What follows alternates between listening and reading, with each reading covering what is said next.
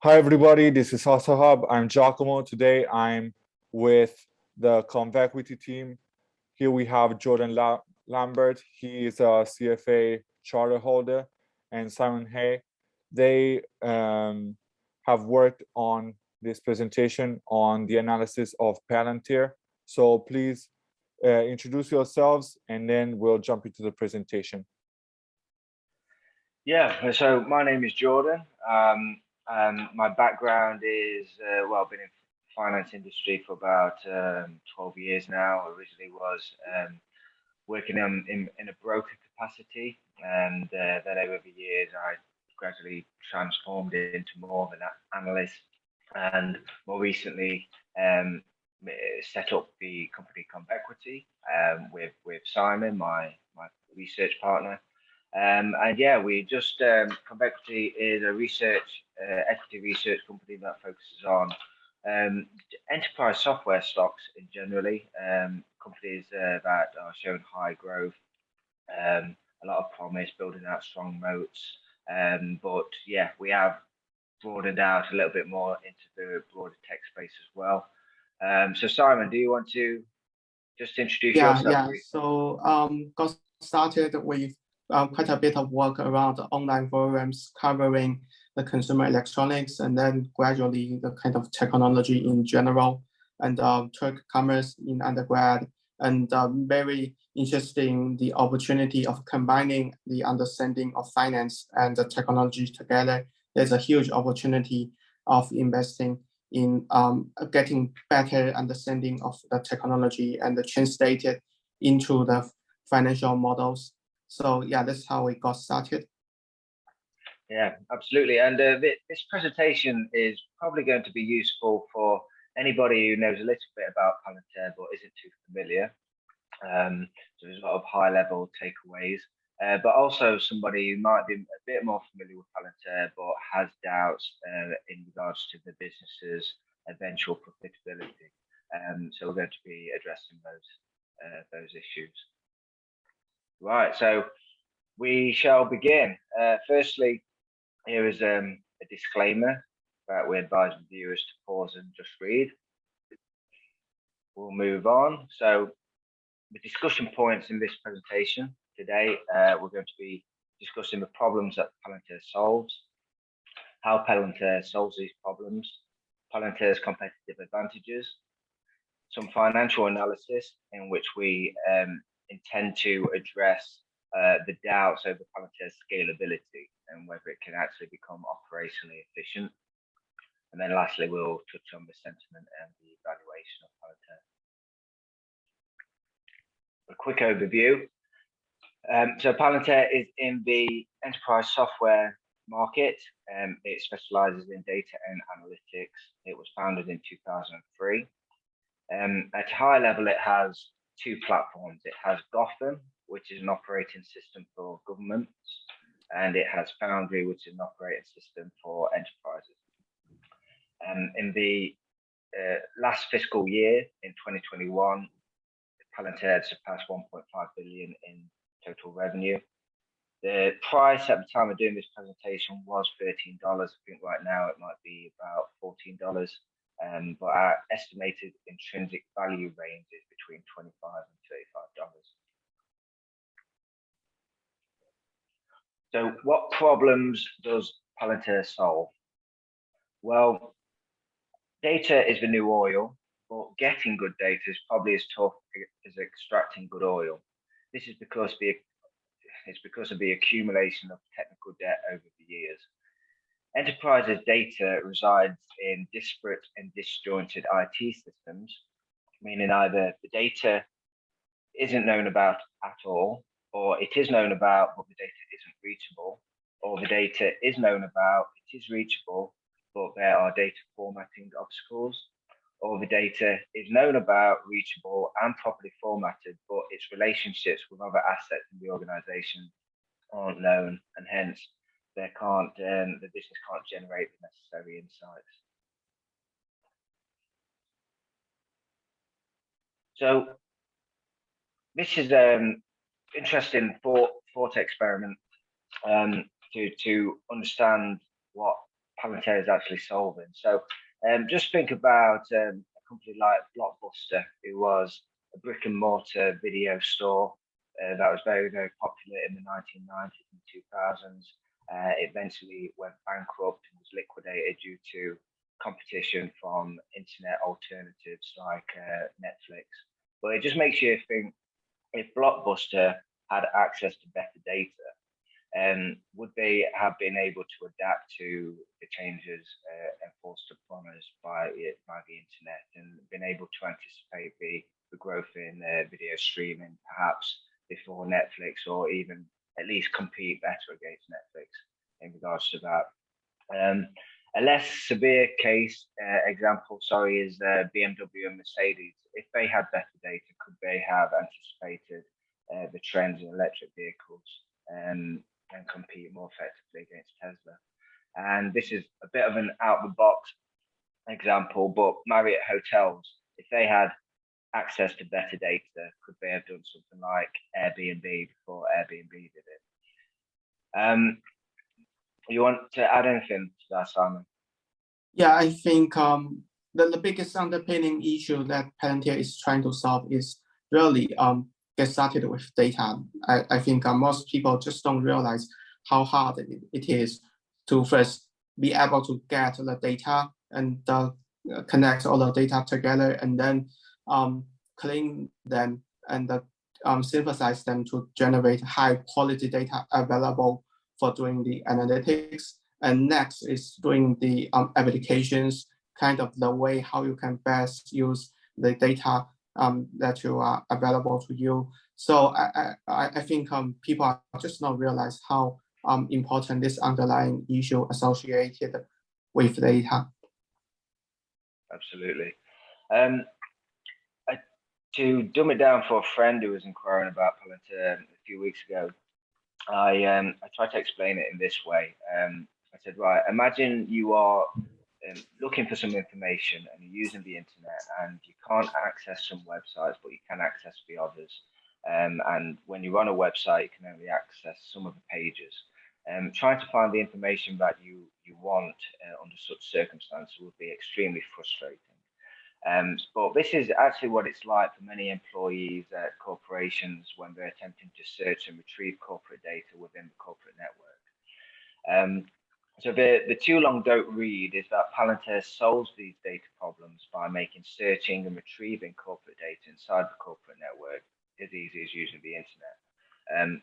But of course, they do a lot more than that, because they are also involved in the cleansing of data, the preparation of data, transforming that data, putting that data into a single pane of glass user interface in order to do analysis, generate insights, and build applications.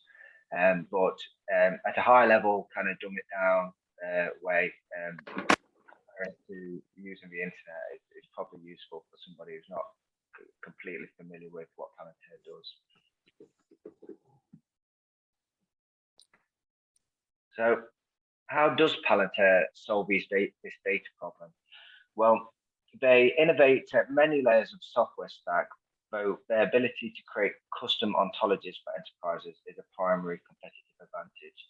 An ontology is a super important piece of technology. It is a shared codified language that maps out the relationships between things and enables effective search of data. Ontologies have been instrumental in the development of the internet. Without them, the internet wouldn't be what it is today. An example is the resource description framework ontology, which enables electronic search agents like Google interact and fetch data from web pages. You also have the Friends of a Friend ontology, which has been instrumental in scaling social media platforms. And also you have OWL and Good Relations, which have been instrumental again in online retail, because it enables people to search for products and find information related to those products. But typically, a single entity doesn't take on a task of creating an ontology because it's just very, very difficult to do. So usually you'll find a consortium of entities that have come together in order to build the ontologies that I've just mentioned. You also have a lot of big tech companies that will develop their own ontologies like Facebook, Google, and Amazon. But typically, software companies don't do this because it's really, really hard. Whereas Palantir has decided to go into each enterprise and create a custom ontology. So the enterprise can map out all their data sources and have a unified, universal language to connect them all and generate insights. So you could say that Palantir is probably the most experienced in creating ontologies, because as I say, even the big tech companies would only do it for their own use case.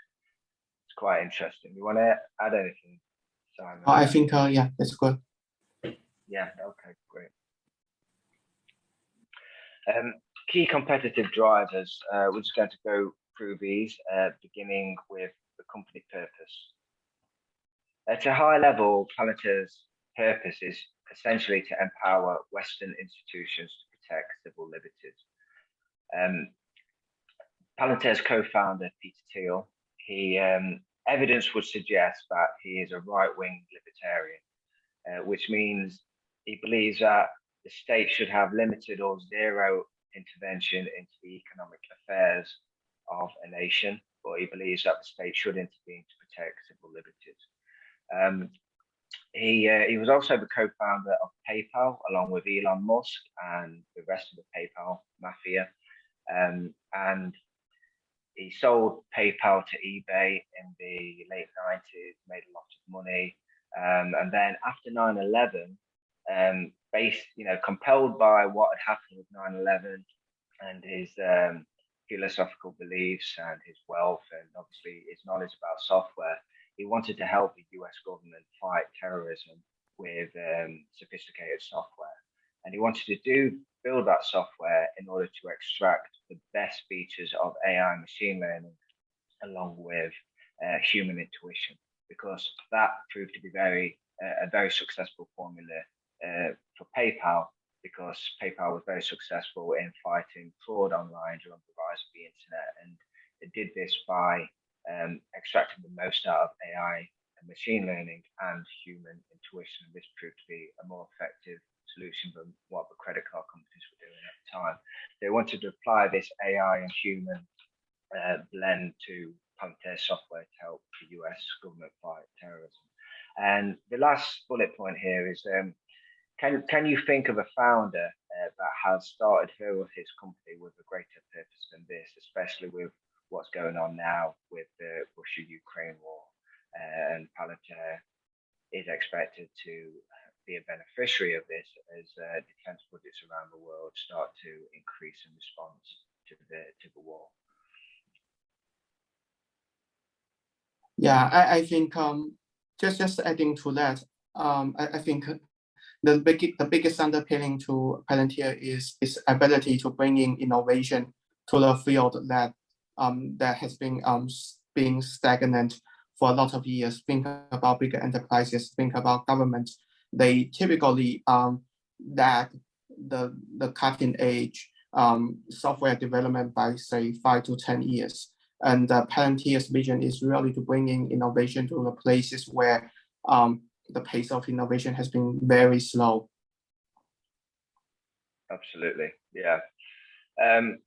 So while software startups were chasing high growth markets in the 2000s, Palantir was solving really challenging problems for agencies of the US government with its Gotham operating system.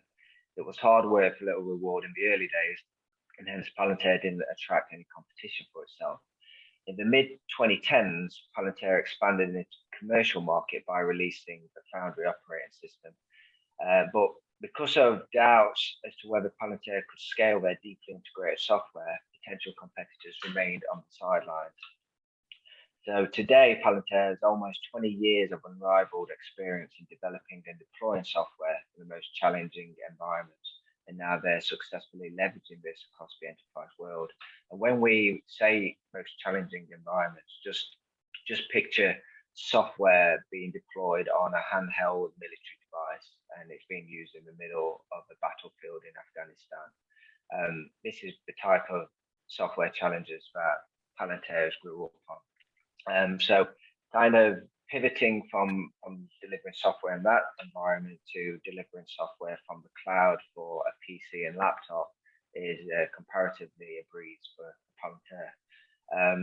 So kind of competing all these years almost under the radar, not attracting any competition to themselves, has translated in a multi-year competitive advantage.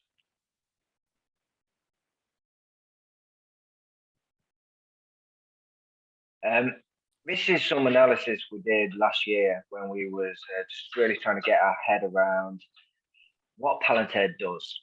And we tried to distill it down into these 4 pillars, which may or may not be exhaustive, but it helped us get our heads around it. So the 4 pillars here are data connectivity, data analysis, user interface, and data governance. And we would say Palantir excels by a great margin in all of these areas. And obviously within each quadrant, there are we kind of just brainstorming, what can we do in connection to each of these 4 pillars? And we're not saying this is exhaustive at all. We've probably not even scratched the surface with what Palantir can do with its software. But an interesting question is, how have they been able to achieve such breadth and depth?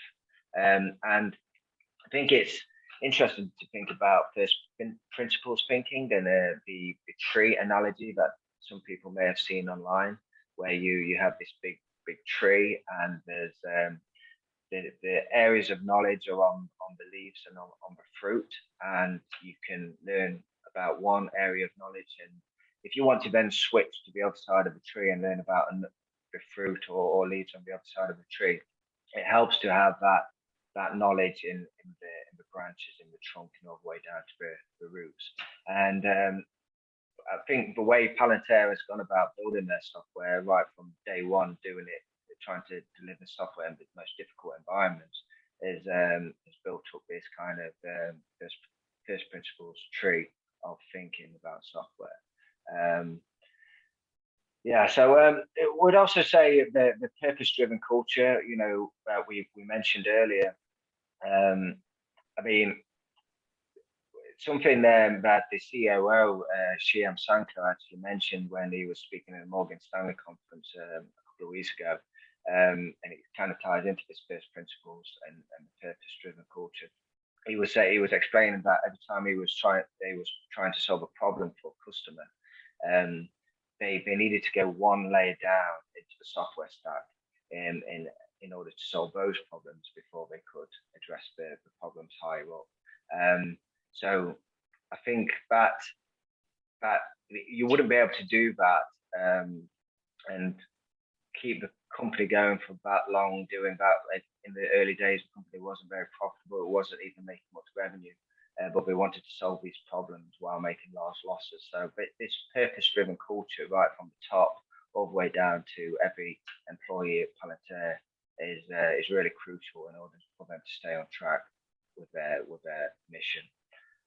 Also tackling many intractable problems by themselves over the years, and also believing that they can do better than off-the-shelf solutions at each layer of the software stack.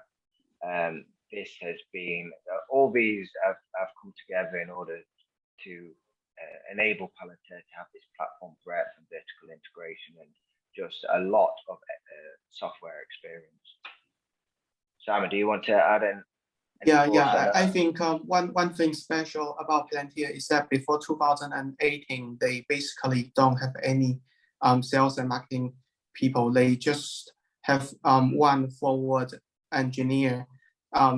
deployed engineer sent to the premise of customers, and these engineers will handle the task of first to understanding the demand, and then develop the code on site, and then ship it to the customers and see what's their interaction and further feedback on that. So they have a very fast pace of innovation from the ground up, and the engineers basically have the free the freedom to do their own innovation. So that's the biggest underpinning of the innovation for Palantir as well.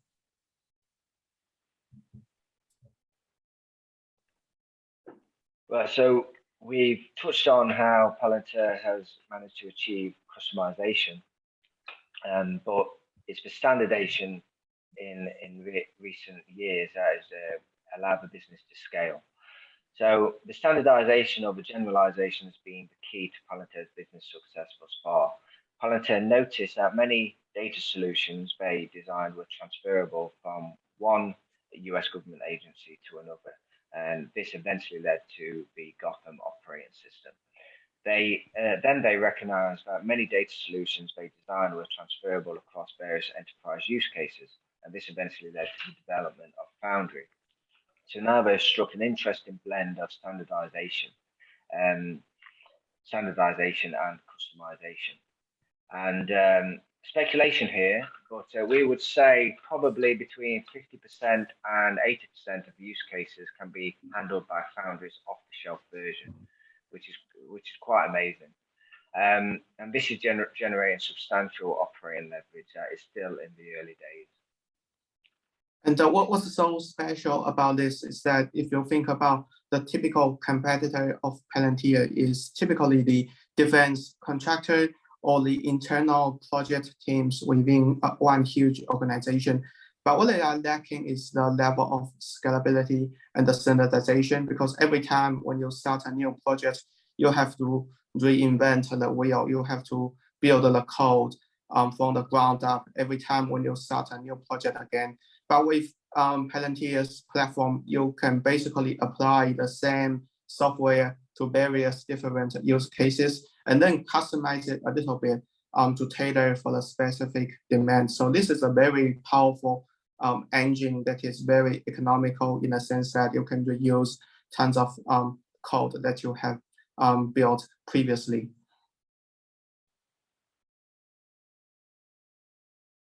Now we're just going to touch on the high imitation barriers that Palantir has managed to build up. In the early days, the business wasn't scalable. Forward deploy engineers had to physically go to customer premises and spend months customizing and installing the software. And this just gave Palantir a huge understanding of the user interface and how to design a user interface in order to, again, going back to this human intuition, trying to combine it with AI and machine learning and extract the most out of both of those. Because literally the forward deploy engineers would be sat side by side the end users and probing them with questions and finding out what type of features they'd like, what type of interface they'd like. Yeah, so it just extracts a lot of nuance over the years.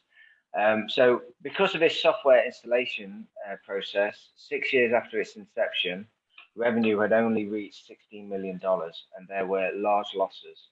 And then revenue growth dipped again in 2017 and 18 to 11% and 15%. Teal and Karp clearly they've prioritized the product, the purpose, the mission over profit.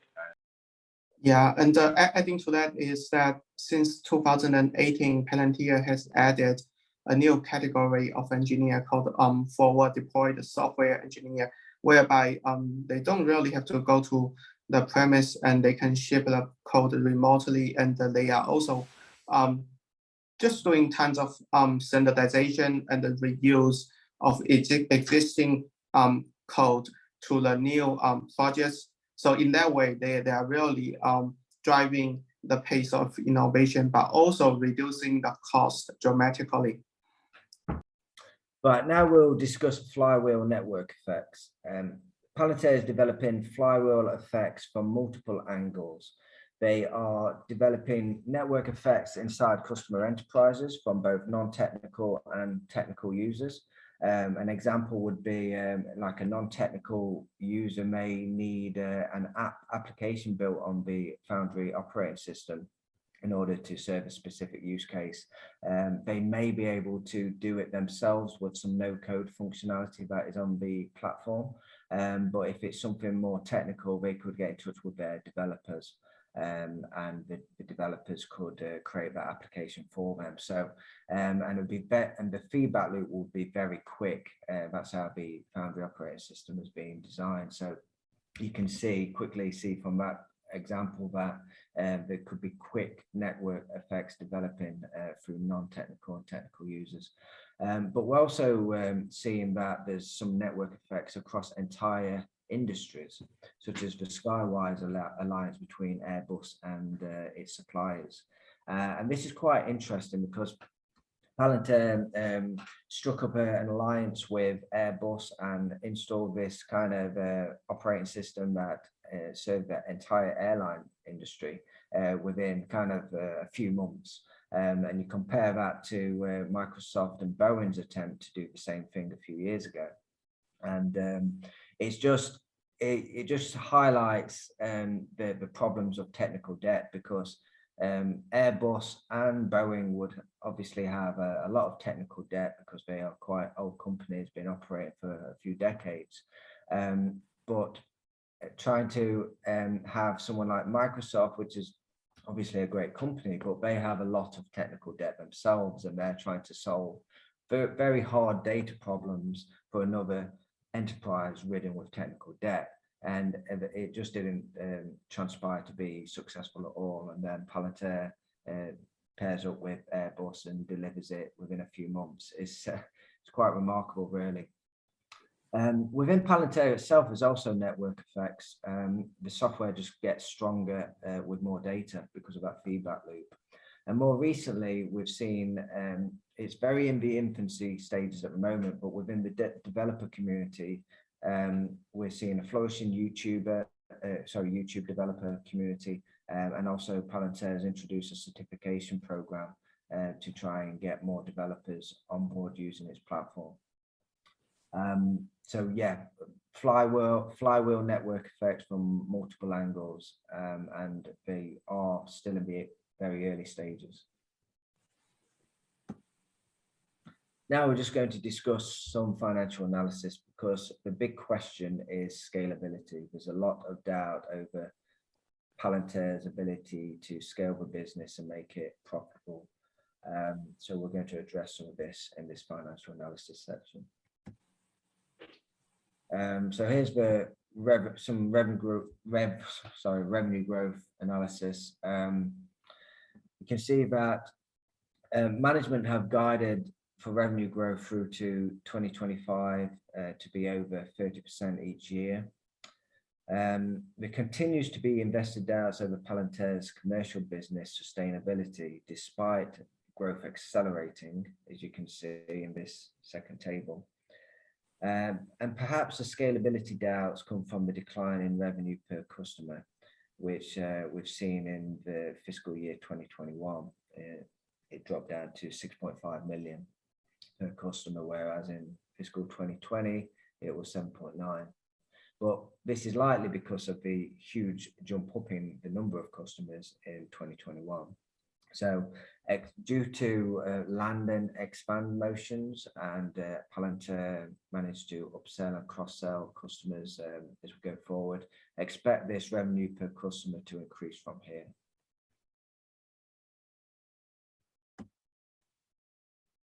Margins. Okay, so rising gross margin implies scale economies across Palantir's cloud infrastructure.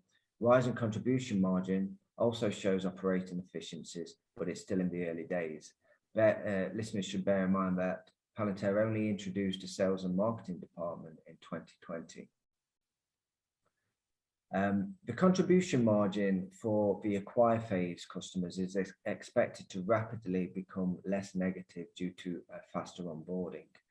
So this table here at the bottom, big caveat is this analysis is, as we've shown here, is done with a lot of guesswork, and it was done last year. So every investor should do their own due diligence. But so there's a lot of guesswork here, but if you look at the bottom row, which is the contribution margin per customer, and when we say per customer, it's per customer type, because Palantir it categorizes its customers as being in the acquire phase, which is just when they've onboarded them into the company, the expand phase, which is when the customer has surpassed $100,000 in annual contract value, and then the scale phase. So in 2019, the acquire phase contribution margin was very negative, like negative 11,000%. And by the way, sorry, contribution margin is calculated by you get revenue, you minus cost of goods sold, and you also minus the sales and marketing expense. So it gives you an indication on the contribution margin for after acquiring, the cost going out to acquire a customer. And you can see the expand phase contribution margin in 2020 for the 2019 cohort was 17%. But fast forward into 2020, that expand phase contribution margin expanded to 36%. And we're pretty confident, I know it's been calculated or inferred on the bottom row, but we're fairly confident that of this is the actual reality. And also there's been an improvement on the scale contribution margin as well. And it just kind of shows you that we in the previous slides, we talked about standardization. Firstly, Palantir spent many years customizing, having full deploy engineers physically go to customer sites and sitting next to end users and developing the software with them. And then over time, we could generalize these use cases and generalize the data problems across more companies and across more government agencies. And we could then create an operating system and also make it an operating system that is off the shelf and can deliver, like, 50 to 80% of use cases out of the box. And now, because they've standardized it so much, they can deliver it. They don't need to be on site and install the software. They can actually deliver these operating systems in software as a service format and deliver it with their software delivery mechanism called Apollo. So this again scales it even more, and it's just reducing the amount of time it takes Palantir to install the software on its customers' infrastructure. So whereas a couple of years ago it took several months, now it can take an average of 14 days to install the software.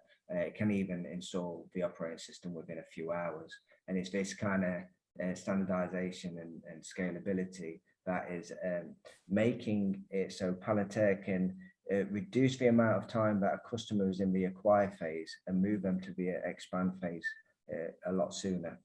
And as I say, the expand phase is when the customer has reached $100,000 in annual contract value.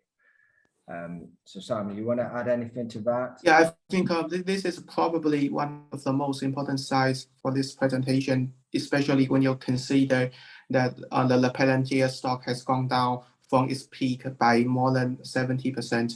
And a huge reason why is because the investors, especially the Wall Street analysts, they believe that Palantir is a lower quality company. It wouldn't be profitable for years to come. And even if it is going to be profitable, the level of profitability will be very low. But if you get to understand the Palantir more, you would know that its internal margin is very high. It's a hugely profitable business, but it's just being covered by its aggressive investment in the sales and marketing. So it's acquiring tons of customers that are yet to generate tons of profits. But if you just assume that Palantir just stop investing in sales and marketing today, and they will just focus on expand and scale the customers, it's very easy for us to see Palantir could generate more than 40% in margin from now on. And this is very different. This is Palantir is a software as a service company. So it's a software company, which is very different from other IT service company or defense contractors who cannot increase their margin as they scale up. Think about, for example, if you are a car vendor, you are selling car this year, your margin is 20%. And next year, when you are selling the same car to the same customer, you can still only make 20% of the margin. You don't have that kind of strong operating leverage as you scale up, because every additional copy of software, if it is standardized, it costs you nothing to sell one additional piece of software. But for physical goods, it costs you the same to sell the same good over time again and again. So if you understand this kind of dynamic, then we can be very sure that Palantir is hugely undervalued. Absolutely. And also just like to note that in the scale phase for Palantir's largest customers, they are reaching a contribution margin of around 89%. So if you imagine in kind of 5 years' time, when the number of new customers joining Palantir is going to be an increasingly smaller part of the overall customer base, you're going to see the overall contribution margin of the company veer more towards the scale phase rather than the expand or the acquire. And if they onboard even more of these very large enterprises, they could push their contribution margin up towards perhaps 80%. That is possible. It is plausible to do that. And then that would mean the gross margin could be even closer to 90%. So just highlights again how potentially scalable this business is. Gross profit adjusted magic number. This is a good metric for SaaS companies to measure how many years it is currently taking to recoup sales and marketing expenses. So the reason we've compared Palantir to Cloudflare, Zscaler, Snowflake, and SentinelOne here is because all of these companies have got really solid software, building out strong moats, they have high growth, and except Palantir, investors believe that they not only having high growth, but they're also going to be very scalable and profitable businesses. And hence why the multiples for these companies that we're comparing Palantir to are quite high, but Palantir's multiples are quite low because there's doubts over scalability. But I think this metric kind of shows that there shouldn't be any doubts over Palantir's eventual scalability, because we can see that the average over the last 6 quarters base of this metric was 0.56 for Palantir, and you can see that it's in the same ballpark as the other companies. So I think this is quite, it shows the relative mispricing quite well, because as I say, all of these companies are scalable, but Palantir's multiples are really suppressed. You want to add anything, Simon? Yeah, I think the typical way how the Wall Street analysts get it wrong is that they often view the company from outside in. So they are kind of from the outsider perspective. But if you are the manager of the company, you are the owner of the business, you will think from the business operator's perspective. And that's a little bit different, because for SaaS companies, they need to invest in sales and marketing from the beginning. So that means very very deep negative operating margin from the beginning. And that typically shocked many investors away. But if you think from the unit economics perspective, that's the necessary investment that we need to make to grow into the future. And the gross profit adjusted magic number is a proof point to make sure that you are making the sound and effective investment in sales and marketing. So it measures how many years it takes to recoup the expense. And here we are seeing that Palantir is amongst the most efficient in spending its sales and marketing to generate the new revenue. So I think this is something that the typical Wall Street analysts don't cover, and hence they are having a very biased view against the stock. Yeah, well said. Now we'll briefly discuss the revenue per employee. This is an underused metric that is simple yet really insightful, especially for firms that are not yet GAAP profitable. It kind of gets to the core of the potential scalability or operating efficiency of a company. And you can see here, we've compared Palantir to a mixture of large tech and high growth SaaS firms, and Palantir's revenue per employee is impressive, but even more so because they have considerably fewer customers than the other companies presented. So when Palantir's flywheel network effects truly kick in, we expect this metric to rise toward Google and Meta's. Yeah, and if go on, Simon. If you compare it against many peer SaaS companies like Snowflake on the right-hand side of the column, and the Datadog, CrowdStrike, Cloudflare, and Zscaler, you can see that Palantir is really a very scalable business. Their revenue per employee is about more than 2 times of a typical SaaS company. And that's also because they have a very high talent density. From our research, Palantir has always been the top tier choice for the best computer science graduates from the United States. And they are able to get the best talent, not only because they have the greatest culture, the compensation, but also because of the purpose.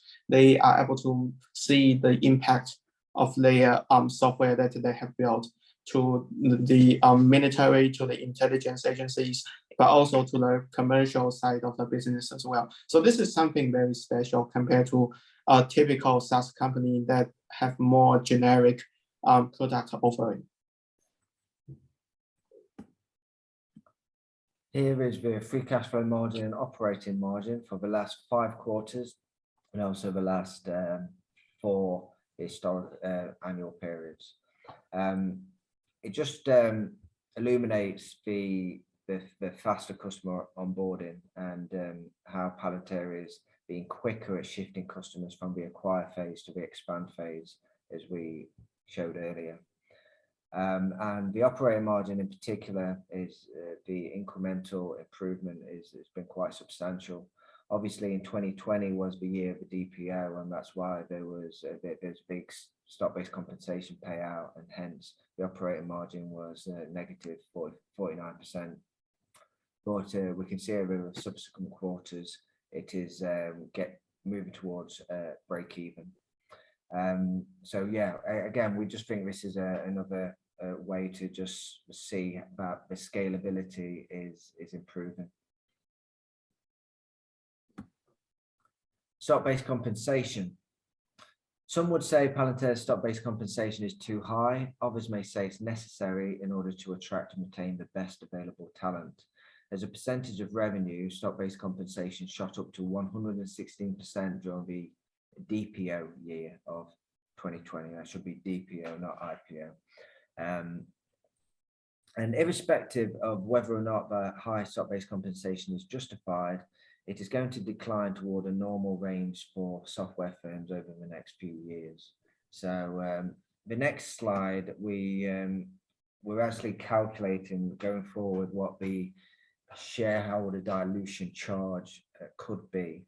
So there's a lot of information here, so we advise reviewers to pause it and read it in detail. But the too long don't read is we estimate that a total dilution charge of 4.4% will be applied going forward. So that means we, based on all the options outstanding, unvested, invested, and the RSUs unvested, and based on their expected lifetimes, we think that there's going to be an extra 4.4% of shares added to the share base in the coming few years.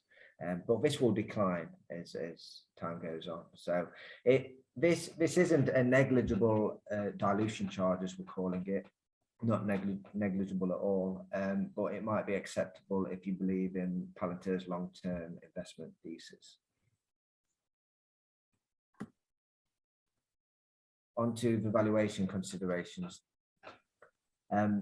So relatively, if you take a 109 stock cohort of tech stocks, which we did, with trailing 12-month revenue greater than $500 million, you'll find that Palantir is in the top 7% for the rule of 40, but it's in the bottom 17% for the forward enterprise value to free cash flow multiple. So we think this is another way to spot the significant relative mispricing. And also Palantir's forward enterprise value to gross profit of 0.52 highlights Palantir's attractiveness if you compare them to other high growth SaaS stocks in this bottom right hand table. Right, we'll move on to the DCF valuation.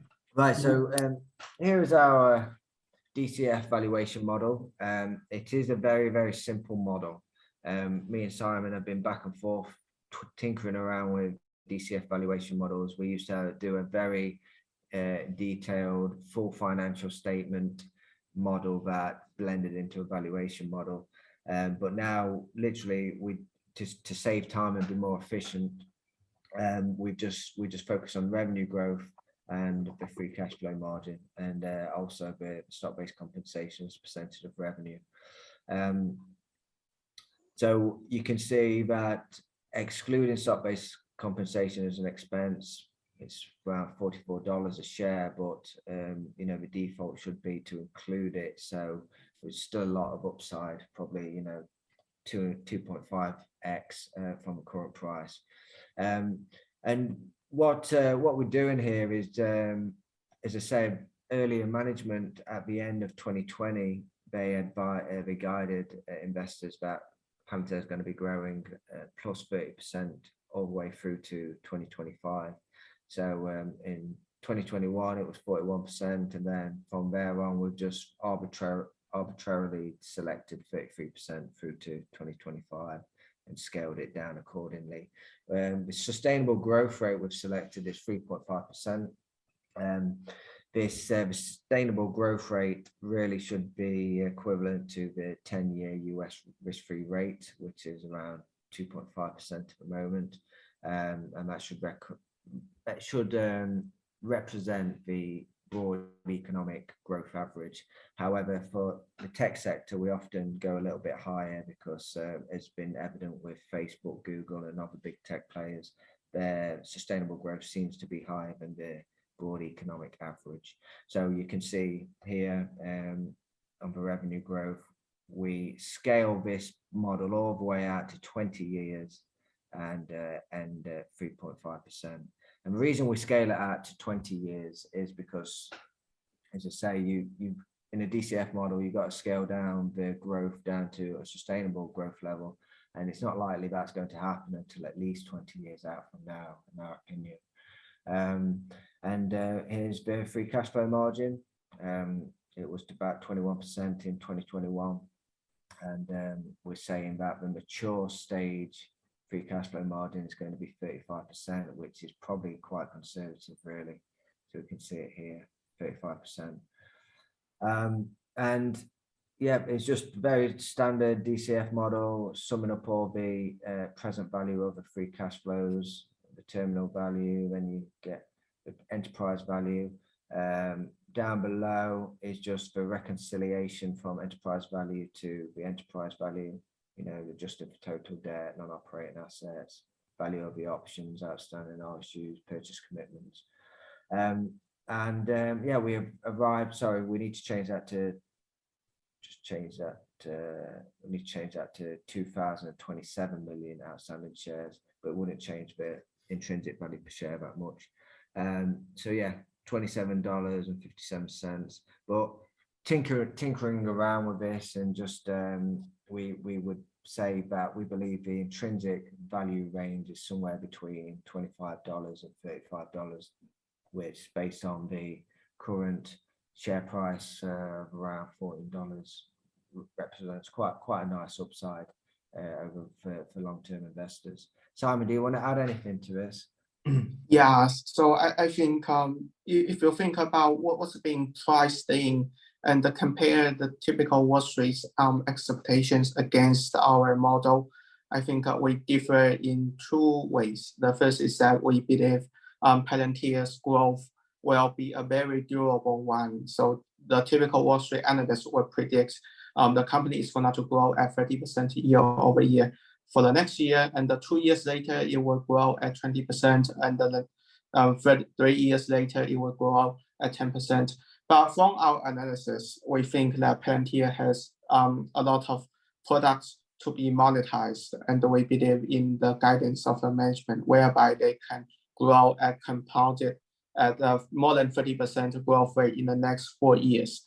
And also on the margin side, we believe as the company matures, it will be a highly scalable business. So it should be able to achieve free cash flow margin of more than 30%.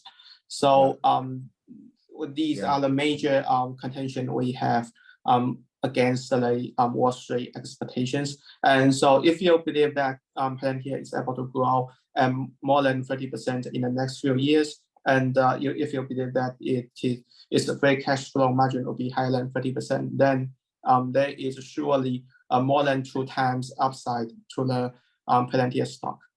Yeah, absolutely. And these projections for growth are probably quite conservative. Bear in mind that Palantir currently has a very few number of customers for a leading software firm that's generating over 1.5 billion in revenue. They currently have 237 customers at the end of 2021. Is where you compare the likes of Snowflake or whoever else, they have thousands of customers. And Palantir's management, I actually heard this on another YouTube channel, CodeStrap, who's a leading developer who's advocating Palantir. He was discussing that Palantir don't always, they don't accept any customer. You know, if anybody who owned a company went to Palantir and wanted to use their Foundry system, they would have to, Palantir would do due diligence on that customer to ascertain whether they would be using the operating system correctly, you know, whether there's a proper use case for it in order to maximize the value from Foundry. And also, like, they're not going to allow any company, like probably a social media platform, it probably would decline any request by a social media platform to use their Foundry operating system, because they want to make sure it's in the hands of the right type of customers. So just imagine when Palantir again gains more experience, can generalize and standardize the operating system even more, and they don't need to do this due diligence for every customer. It's just going to just ramp up growth, or maybe not much higher, but it will keep it durable and very long-term horizon. So we think this is probably a very conservative growth trajectory when they do become even more mature as a company. Any questions, Giacomo? Yeah, sure. This? Yeah, sure. I have a few questions. So first of all, I'd like to have a little bit of understanding of the geographic exposure of the customer base for Palantir. Can you break it down, first of all, for government services and commercial services? Are commercial services limited to Western countries as well, or they will expand worldwide? Yeah, well, Palantir they don't do any business with the likes of China, Russia. You know, they just stick to Westernized nations. You know, they're serving for the US government and its allies, essentially. So, and at the moment, the split between government business and commercial business is around 50-50. Don't quote me on that exactly, but it's about 50-50. But the commercial business is growing a lot faster than the government business. So you could expect in 5 years' time, 10 years' time, that government business would represent a small amount of the total revenue. Yeah, do you want to add to that, Simon, at all? Yeah, so most of its revenue comes from the United States, that's for sure, because it has tons of exposure to the various agencies from the US side. And it also has tons of business associated with government agencies like United Kingdom and somewhere else in the European countries. And it also has a kind of minor exposure to the Asia market, primarily due to its partnership with a couple of few companies in Japan. So it's kind of its geographical exposure. Okay.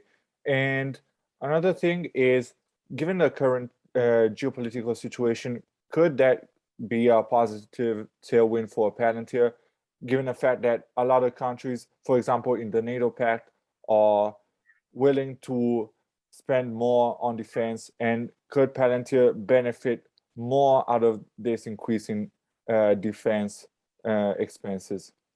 Yeah, absolutely. Because for years, the Western democracies have been underinvested in several infrastructures projects that includes the military spending. So upon the Russia and Ukraine conflict, we are seeing that Germany said that it is intending to expand the military budget by more than 100 billion euro. So that's a huge a new spending. So I think Palantir is really primed to drive this tailwind, especially on helping military and the intelligence agencies to better coordinate and modernize their digital infrastructure. Okay. And the last question is that I have is, let's say, the ownership structure, and will they be able to apply this policy of selecting their clients very carefully, doing their due diligence for every customer? Will there be the same ownership structure going forward? And can institutional investors change the perspective that the company has, given the major shareholders that are Peter Thiel and Carp, that are sticking to the principle of helping just Western countries? Could that change? Yeah, in the future? upon DPO, they have created a new class of share called founder shares. So basically, it means that founders have the veto right on big strategic deals.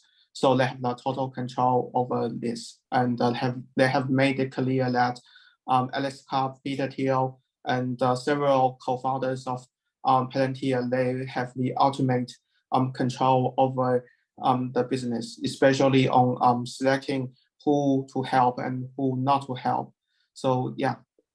Okay. So the owners have a sort of class A stock where they have more rights. Share, but for the foreseeable future, we are very sure that the co-founders will keep in the complete control over Palantir. Okay. So yeah, institutional investors won't have that much of a say over their policies. Okay. Moving on to some sentiment considerations. Why is Palantir so out of favor among investors? Well, we surmise that it could possibly be because of Palantir's unconventional ways. So going with a direct private offering instead of an IPO may have annoyed some investment banks. And also the corporate governance structure that we was just discussing. It's very unconventional, but you can understand why they've done it, because they have this very strong purpose that they want to see through, and they don't want to cede any control that may jeopardize that.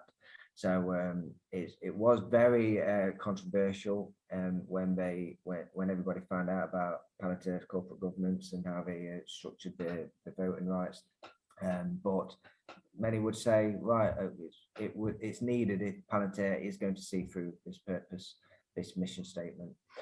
So Carp's anti-Wall Street and anti-Silicon Valley rhetoric and general eccentricity is also probably puts off a lot of institutional investors and very wealthy individual investors who may be in and around Silicon Valley area. The rather uncharismatic demo presentations by Palantir employees that alienates many investors, and also the huge stock-based compensation that created dilution in the quarters subsequent to the DPO. But we think there are some parallels to Tesla in the mid-2010s, because Elon Musk, very eccentric, kind of unconventional founder and CEO that didn't resonate with many institutional investors on Wall Street, a few years ago, but was loved by retail investors, and we know how that story has panned out.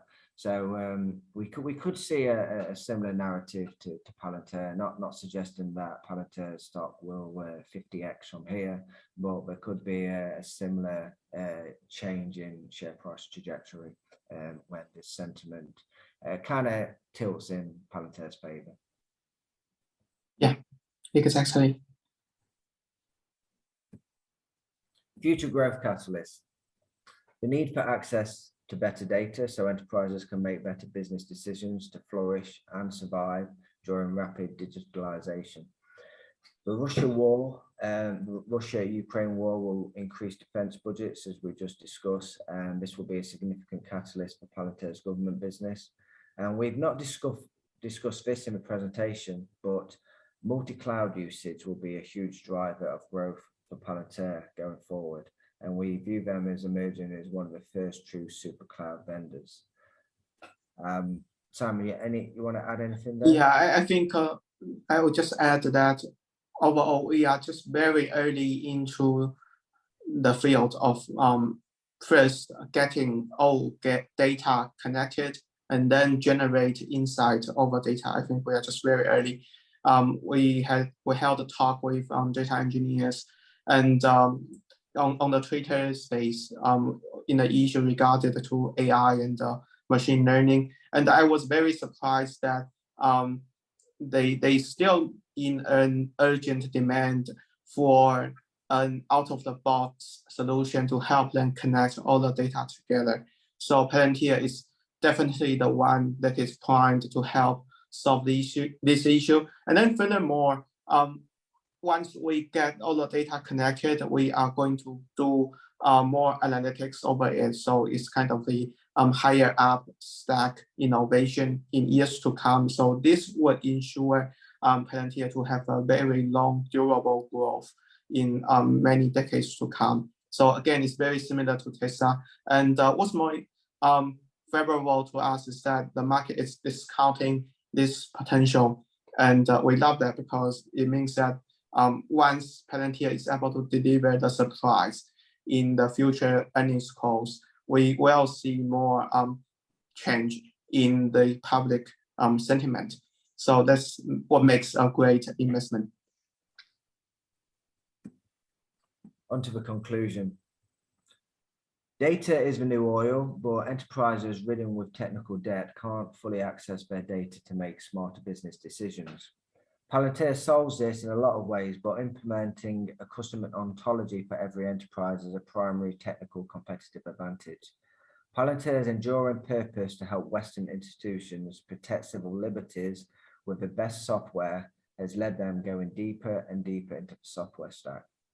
This deep vertical integration, combined with years of deploying software in the harshest environments, has resulted in Palantir being extremely hard to imitate for many years to come.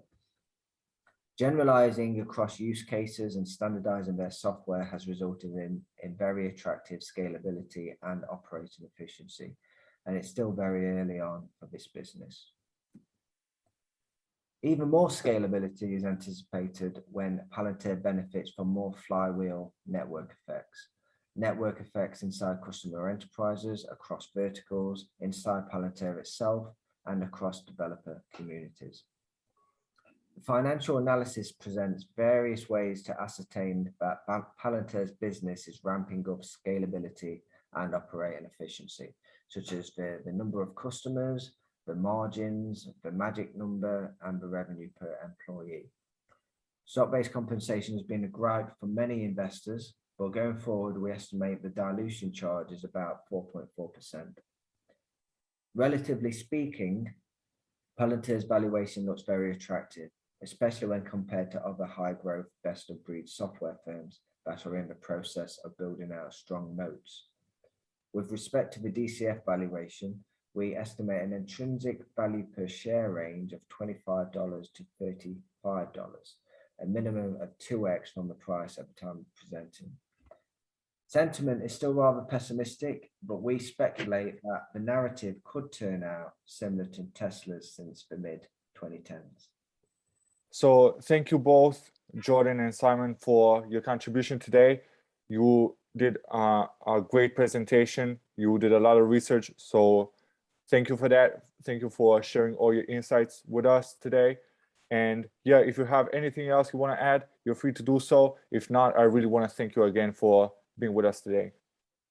Yeah, well, yeah, thank you very much for inviting us onto your YouTube channel and letting us present. We've really enjoyed it. And perhaps we can do a collaboration sometime in the future. Okay. Yeah. Okay, great. Thank you. Bye. Thank you for being with us. Yeah. This is it for today. I'm Giacomo. See you next time.